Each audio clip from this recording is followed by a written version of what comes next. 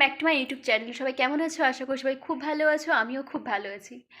এই ডিসেম্বর মাসটা জুড়ে না শুধু আমার নিমন্ত্রণ আর নিমন্ত্রণ। যদিও একটাও বিয়ে বাড়ির নিমন্ত্রণ পড়েনি, বাট শ্রাদ্ধ বাড়ি, পুজো বাড়ি, এটা ওটা শুধু নিমন্ত্রণ হয়েই যাচ্ছে। আর নিমন্ত্রণ বাড়িতে সব কিছু স্পাইসি রান্না হয়। আমি তো অতটা স্পাইসি পছন্দ করি না, আর খেয়ে খেয়ে এই যে মুখের মধ্যে শুধু ব্রণ বেরিয়ে যাচ্ছে।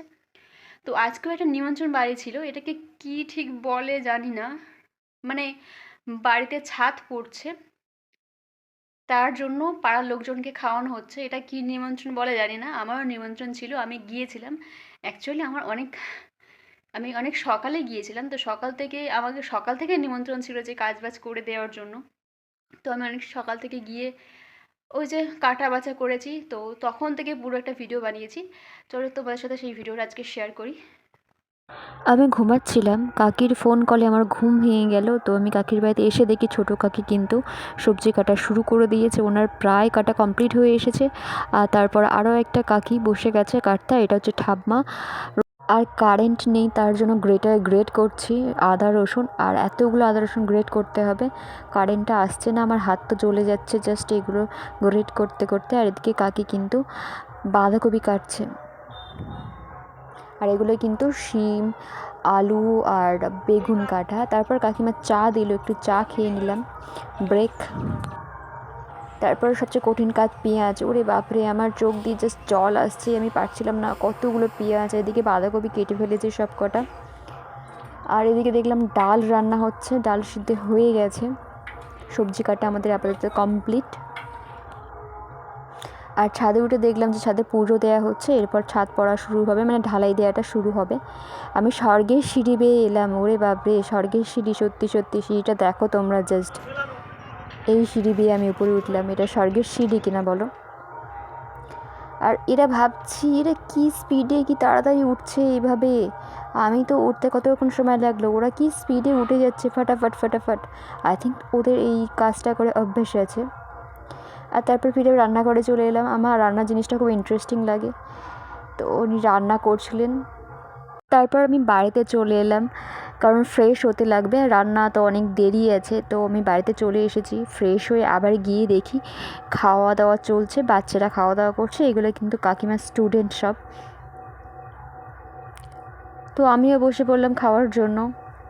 আমি আমার পাশে আরেকটা কাকি, চারিদিকে শুধু আমার কাকিমা, ছোট ছোট কাকিমা। এটা কি, এটা কেন মিষ্টি ভাবে করে রেখেছিস? তিনজনে বড় পাতা ধর পিকনিকের খাওয়া। আর এটা কিন্তু একটা জেঠু, এটা আমাদের পিকনিকের খাওয়া। হ্যাঁ হ্যাঁ, কোথায়, কোন জায়গায়?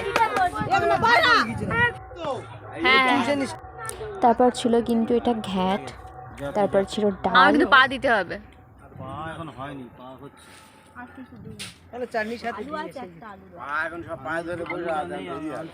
আর তারপরে ছিল চিকেন।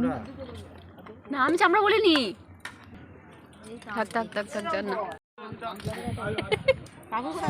দাও ওই ফাঁক। তারপর ছিল চাটনি, তারপর ছিল পাঁপড় ভাজা। হ্যাঁ, লোকের কাছে গিয়ে ছড়াই লজ্জা লাগে না? এই পাটা আমার রিকোয়েস্ট করার জন্য পেয়েছি। তো গরম তো, হিমুকে দিলে গাল পুড়ে যাবে আমার। কড়াই থেকে তুলে নিয়ে এসছে। আর সবাই থেকে বলে কি পা খায়, কিন্তু আমার সিরিয়াসলি পা খেতে ভালো লাগে। অনেকে খায় না, অনেকে খায় আবার বলেও না। পাটা পুরো খেয়ে ফেলেছি। আর এবার পাতাটা ফেলতে গেলাম, এটি কাজটা আমার ভালো লাগে করতে। আমি চাই না আমার প্লেট অন্য কেউ ওঠাক। আর এবারে গেলাম পুকুরে হাত ধুতে। এবার যদি আমার ফোনটা পড়ে যায় তো। হ্যাঁ করছি তো, তুমি আর তোমার ছেলে খাও বসে বসে, আমরা পিকনিক করছি আপাতত। ছাদের কাজ কমপ্লিট হয়নি এখনো, কিন্তু ছাদের কাজ চলছে এখনো। সুব্রত শুধু লজ্জা পায়, ওরকম করলে পড়ে। এ জল দে, শাশুত জল এমনি দে। আর এটা হচ্ছে মেচকা।